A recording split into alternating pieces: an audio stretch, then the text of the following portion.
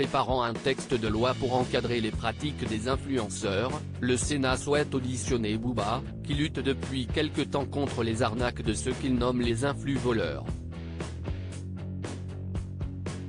Sur Twitter, le rappeur indique ne pas vouloir faire de politique et refuse la proposition.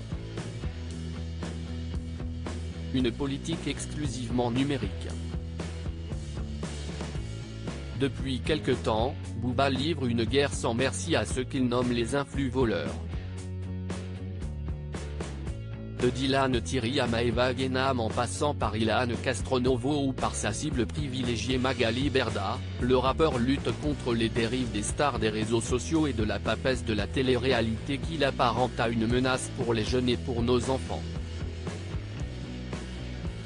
En juillet dernier dans les colonnes de Libération, le duc de Boulogne dénonce les activités frauduleuses des influenceurs représentés par la société Shona Events, qu'il accuse de vendre au prix fort des produits défectueux. Révolté par ce qu'il qualifie d'arnaque massive, il dépose plainte contre la plus grosse agence d'influence pour pratiques commerciales trompeuses. Je vous laisse faire votre boulot. Sa prise de position fait beaucoup de bruit jusqu'à se faire entendre par les autorités publiques, qui décident d'intervenir afin d'encadrer ces pratiques.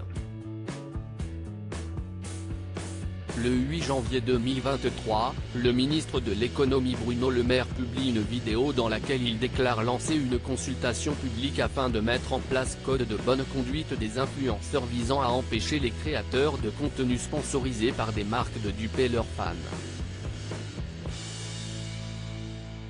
Alors que le texte est actuellement en examen en vue d'une proposition de loi, le Sénat souhaite s'entretenir avec le rappeur, tel que l'indique Public Sénat. Une audition que le principal intéressé a refusée via un tweet, indiquant ne pas vouloir faire de politique. C'est ce jeudi 13 avril qu'il a fait part de sa décision. A priori, son combat ne dépassera pas les frontières d'Internet et ne se mènera surtout pas dans les couloirs du Sénat.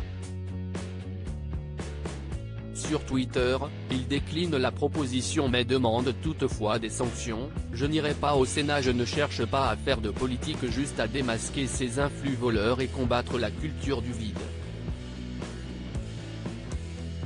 Je vous laisse faire votre boulot. Condamnez-les, sanctionnez-les, merci.